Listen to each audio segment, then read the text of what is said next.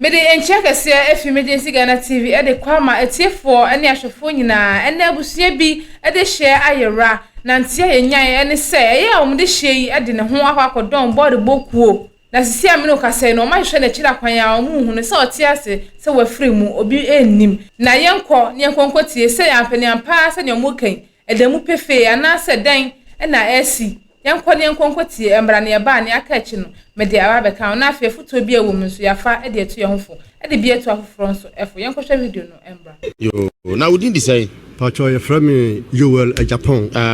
le dia dodo no ni mi ye Kwasi Mensa. Okay. Yo Akwasi e dia na ato abusuan ye tu se bra yo me damase am se me free Dwaben Nchiripo aso o free Dwaben Nchiripo aso okay nti enya wo se ho na o free okay na me nua ne Ebenezer me papa ne Ajadamte ena me maame ne Ama Fatima na ye nua baako a ye fa ne Ebenezer Damte me papa de ne ko secondary school nti bra owo school mu ho no na obafia otimi bedi pa na odiskana ko sende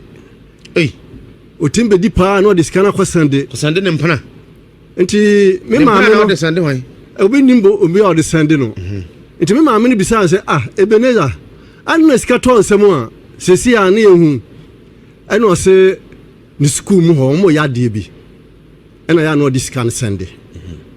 ena kwala o ma adwene champion fo nti o ka sa maame no so nim se e school mu ayi bi no ko school mu abrabo no wo bo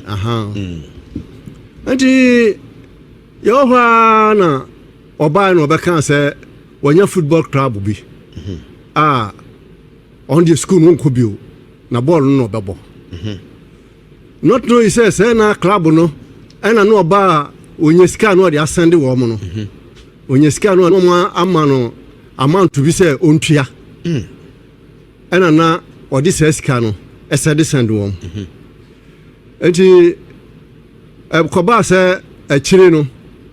oba be kan say school ni de onko bio SS no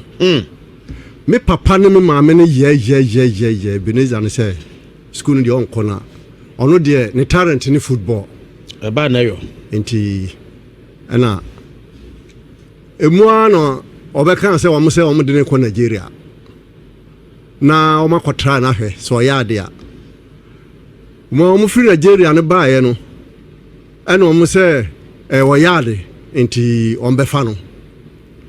no ma no so ni Kufuria ko Kufuria no wo mu afi ye fra ni nya no ye fra bia ye nya no ana true ayi wo mu number na wo hase no ye di tracy ya ko Kufuria ye ko ebe bia na wo mu wo no afi ye ko ya efiru ane se wo mu tukura no wo hu tamo o mu tu free ada oba no unu no o ye the student no border okay na ba bia o dwane ye no o dwane ye no okay wo mu din ko Kufuria no babia ne club no na ne mpanimfo no tenu a wo mu din ko ho no ho ne ye ko ya wo mu se efiewura ne se man no han dan no ne wo tukura no wa hu ebra odi tu ye na oba unu yan send diskama no okay wa hu tamo a o mu tu efiri ho okay it na che se akoye problem amaye intimate call Kufuria headquarters ema police for eyisi adidi manim emiesa kofie ho eye investigation na yanti wo monka internanse be fanse be 3 months time ye enam hu boy bi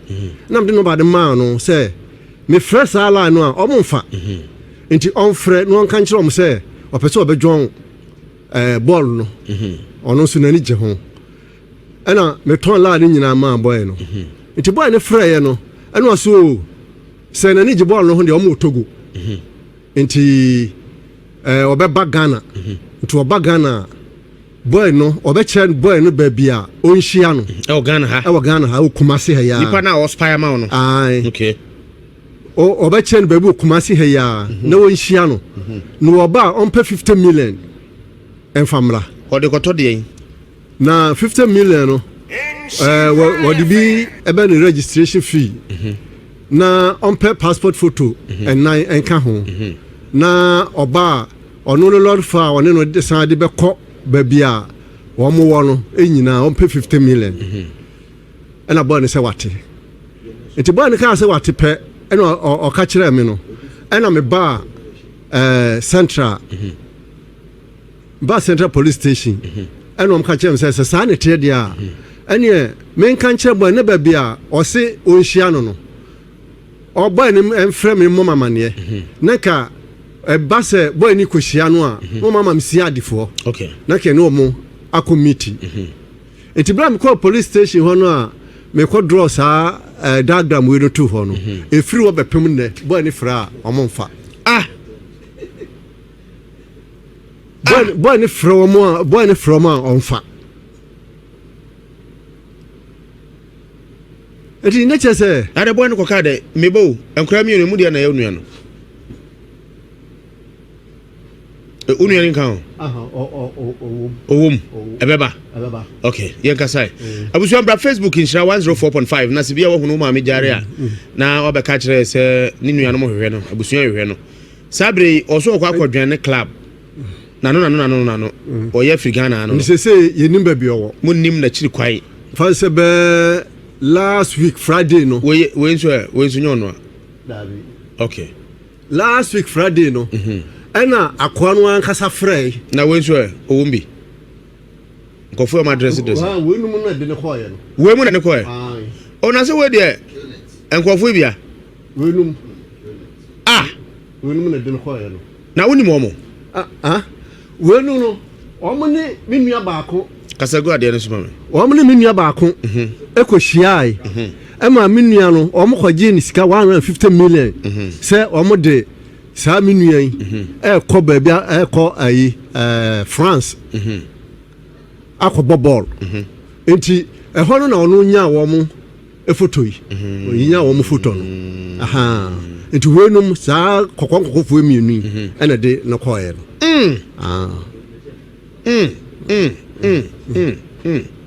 tese mo chini ba bia mu hu ya china ma ya hwehwemu bia moto na mo fie de twam ni na wotwe ena wo mo frɛ sɛ wo mo free France eba no mo te play no ba twam ne enu na so te play mo entimi nyako no yede no timi nyako ena me kwa mbisa ma me sɛ wo ma frɛ osi an na me sɛ na o te play no ede o timi frɛ no de ene o kasa obi o te play a wo akura ha ede no timi no kasa na play no so no ye tra play mu di nansa ena nan a play no enu Ghana so mo frɛ mo di sɛ if you dey twa mu say enebna if you dey twa mu ni na wotwe ade o mo fu asana ani na wotwe o ka we mu ana we mu obi on ka ho woni we one de tietia no do ne metentene pe no sa gama no tietia gama no ne metentene pe no Ebenezer no gama we 13 ayino jesi antie se de jese ade we de kwasa ne betima kirem se wo hwa de nsu agina de mu a ayenkofo ni bia wo ne akoto jesi fofofo wan trana ni kuro mo kura mo gota 13 jesi no ono ono ye pe no ba we na mo hwe no gama we na apart from honamani investigations amoye ne spy bia amoye no sa strategic ye amode gu fom no mo hwehwe mo honhom fom awe so wote ase anase wawu anu de ntu ho na mo bia adam ade na mo gidi wo wiase jese me fada na kasa no o papa ti ase enu akwa menen ne bai o papa ba ha bi enu menen ne ba ha o papa se be ne kotia no ba no menen ne ba ha nura ene kuna na ko ba na nura no o ba ha ko na o se ni nkotuje onyini ho onyini odu be 80 me papa wo 96 ene papa nyini na o twene sei na eja ento o papa wo mo sen me papa me maame no one no wo 7 omunyina ti ase mienu na firim ka 5 na ka 5 ɛna me maame firi mu gama we oto so say ɛna me maame firi mu no ɛna kɔ wale we ne maame nti we ne maame no wɔne ne wo we ɛne na kiriba mienu jasa be hye mienu na wu na pepe tuma sa be 7 aba sa be 7 no gama na de ono school no so onko ye kura no a ye no sabia so sabia hu sabia nyado ye di kan no na papa no na hoɔden ni honti no wa ntimintin ka mo amoyan kwala no a so obehwɛ mo no kase mo mia mo ni sɛ mbeko school no na ka ye nso no ye boa mo wode ma hoɔden aboa ye de hoɔden aboa papa no na ka wahwɛ wo na wo de wo ye do akɔto school mu ma ho so a wo so ball na ope enei nkanya bonne nka ball no kran se de senka nye ball nkanya bonne se ba bia kɔfa no kudu suji agigi nyina ye ball anya ne certificate bi kura no enti no nkanya ne bonne na mum ba bi ofire na wanfa kwampa so kwa sare mpacho wo kyerɛ wa me hu na asɛm we hu nsuo ni enam bi hu nsuo sɛ na sɛ nam kro no abi nso na atena ba fa obi nkwan mu a ye hu bema trasema me na komo aye die ene nam bi hu nsuo se ada mo de nam na frafra nkwa ba kuma na offer da ya betena hedin komo bebre tira kwani asa hodo a se QNet when deployer wo monday be ha kofo mo o pa che se o mo so asa tetim o ma tetim David do you papa ne case de ba ye ho adwuma na de wo nyina ne se ese QNet no o ma fa akwanyansa bebre so akwantuo de wo ho na university de wo ho de ba pa nuan o mo de kan de to no tirim se wo mo school na wo mo kɔ no tua admission e friend QNet university utua admission we wunta bebia bio te ekɔ animu na no o ma hanso onim board ba no ma kyerɛ wo sɛ o mate ɛyɛ academy e friend go soccer academy edini de dɔɔso wo sɛ boy kwada sɛ fayat edini dɔɔso na school no anase board no football academy enti abusua ebra kwa asare kyerɛkyerɛ mu no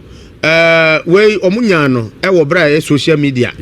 oma try then go soccer academy e QNet na bia QNet for no a na akroti eti nipa 100,002 and follow sa de no na say 12 like na 71 the message na bibisa na wo ho na wo hwe ase okra de nipa ayo 269 kra na like oh na yes omo na kwa bebre so chechirem be ma chechirem eti we no o mate football nkonkonkonko na we no uduru ama saman ati sen kan de tatesa o mu isu anu no uduru ama saman aya abrase a school bi o ho friend gifted charge Montessori no opposite one man no o ma be academy ni bi wo ho no mu a empenifo down on the bright Luna pa akwadwo junior Joshua Fiagbo o ma down no a QNet no omo to ye youth no mu school no mama wi esa sana so mo form 2 na omo wo mu no omo ba oba na jai school se si ase oba omo ne abrofo na di nkoma teams ahodo obi te se Manchester City any teams akese no omo academy no omo grumi mu wahanom acha bosumi nsia na do kwa abono ne etu apai ne nuan akwanto adi akwanto ntu bi on full player ne number no kura no wi suo no ofra ebekọ ne mumfa ena mumfa egosunsu di hu djuma metibi de mesese me bose likely se papai ebai so ni amasamaya o takwa nkromie no awabodi ena sa krache no akwa hu enti QNet for na case we ba onim da ba ya se ye watime tue nkofo etu se yi on se djuma no de enti ne efre hanom se Awiase Mu Nsem bunim djuma se bi unsuro bro nti adwuma no ba na sɛ itu ho anamo na yɛpɛ anopem sebrede ma yɛtiefo ɛne yenuanom ɔmo ho akwa ahomhia mu no sanse ɛya sɛ obi bɛtete ne ba na ko school no obedi abɛyɛ ne mrada sɛ wonya school na school no kwa de ɛma owi a ɔmbɛba na certificate tuaa bi ne ma ɔmo de ne de wie de ɔkɔ abrokyiri wokɔhwɛ haw yɛ akrache no wɔ mu a asefem na me hwa sɛ owura bia wadi anim kan okay ne bedi nkɔmɔ nso bibi nti sanso ɔbɛn wɔn paa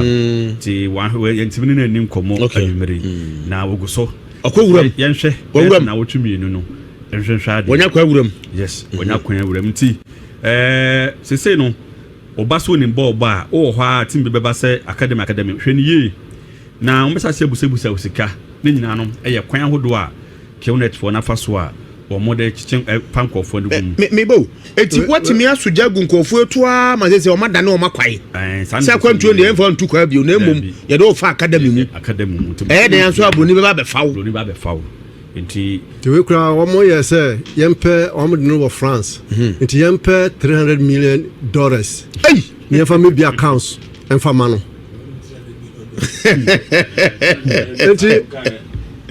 Sigari is a body nibium. I said $300 million. $3,000. If I never may be accounts, Papa would need for her any panoa. As my okay would need for Sigaro Nibida. It's any panoa or Casano or my voice recording and a buy. Nanin Panica French. It's me or woman will be anti French. Now the Oti Mete. Wow. Me French in India. And they wouldn't know it way. Also tipa. French India metipa. I now Oton Bongo Kowana. Oh. Me shada kwatena ho. Cote d'Ivoire. Manya krano. Minya be 15 years. Uko twa be ohana. Me twa be. Na me yade yi. Nti ade yi no mu no. Ena me ye qualify. Ena me be me shop. Okay. Na me pama de tinema ne de pama oye na me wo me ni boys kra na mo boys be 15 and am choma de pam papa ile no wo you pugon na so wo na we do tie kire wo you pugon na so wo me na me so wo ayi atakube okay and ho de wan ko ho no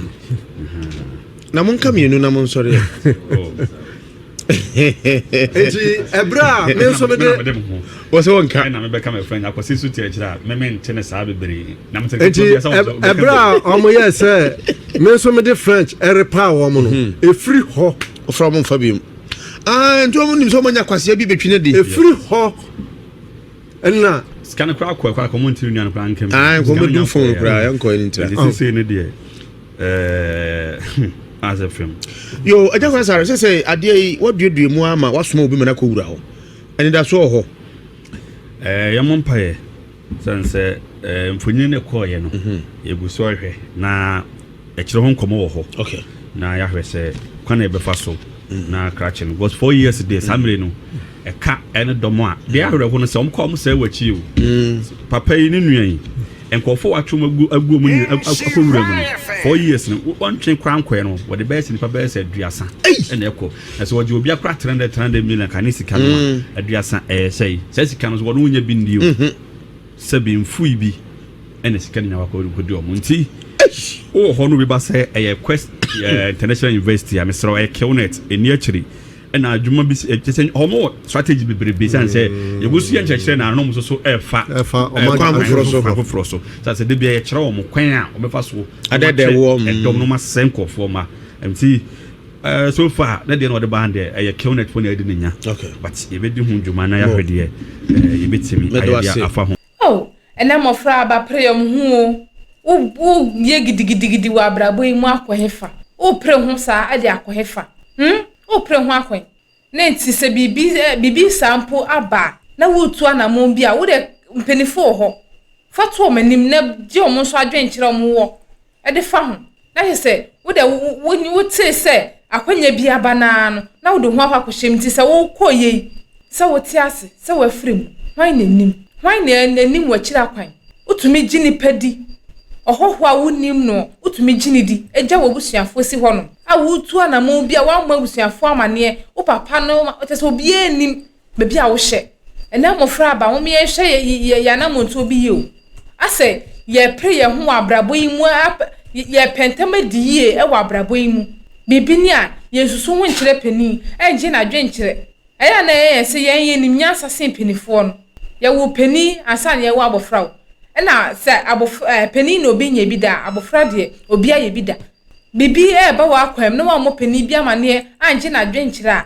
na se wo kone wo kokko ankosi wo ya na nti wo beka wa semse den ena wo ba beka edru honum sa na wo betumi akobo pani bi amane mo me enye careful na youth them nkofo we rough no enye bibia wo bibi ni a yensusu ho yenye adwenkire emfemfi pani ho ya hwe ya brabo yi yenya ate se ye akwanya bia ba na ya hole puha na ye ekọ Ye hwe yie pa na se ye se ya bra bo na ye bon ye pese nsi ye yie ye pani ye dia ene ye hwe ya na mo ntuto yie ye hwe ya kwan yie tufo antie ene owo mati kopo se ye tufo no wantie na se wa wo de wo pe nya wa adwen kire wo nko na abaye dia ene o kire bi no bibi to wa hwe ne wanfa blame na mo bia e fa nkoma papa na wo maame bi ana wo nua bi o sinchen ana wo sua pani bi hwe ne wanfa blame na nkoma na ye wa so odin na awie wo sa ye fe we ntu ye hofo abrantie se wa yera se o wa hefa obi enim enti ye fa abrantie die ye fa ntu ye hofo na bibi ni a ya mu ye nti ho nkire pani bi ye nti ho nkire obi so empo nye pani kura na se wo hye ne tibia na se wo hye ne life na wo hu se oyo obi oye badwen ba bibi ni obetumi ama wa futu papa ye nti ho nkire no ma ya futu na yesa na se ya de nia ya adwen kire nia ye dia na ahwe ebe konso hwem obi ebe kuyen e de hakodi sika obi ebe me fa oya wo mu a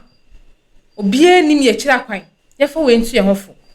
na me de wusi ha se me din na na akosua adepa like video na share na fe subscribe na comment na won one me enche e wo comment section hono aha e da so ya emergency Ghana TV da se na mesan so anywhere de ahye mu bi na se manti me ka bi mana chese makram. Have you ever tried to buy something online only to get scammed, or have the seller waste your time? Or maybe you're a seller who spends hours preparing an order only for the buyer to cancel last minute? We get it. That's why we created Copland, a simple, secured marketplace designed to protect both buyers and sellers. Copland is here to end their frustrations with a reliable solution. Our team noticed that a lot of people are either being scammed or losing valuable time and resources due to unregulated marketplace practices. So we built Copland to tackle this problem. So Copland uses a secure payment method known as escrow, which keeps payment safe until both the buyers and the sellers are satisfied with the transaction. Here is how it works. When a buyer orders an item, the payment is held securely, meaning the seller doesn't get paid until the item is successfully delivered. The seller is notified and can accept or decline the order. If accepted, they reach out to arrange the delivery. Once the item is delivered, the seller marks it as delivered. So from there, the buyer has 48 hours to confirm they are happy with the product or to request a revision if there is any issue. When the buyer is satisfied, they accept the order and the funds are therefore released to the seller. If no action is taken within 48 hours, the order is automatically marked complete and the seller will be paid. Copland is here to build trust in online buying and selling. With our escrow system, both buyers and sellers can feel secure, knowing their time and money are protected. So why not try Copland for your next online transaction? Visit us at www.copland.coplandtechnologies.com.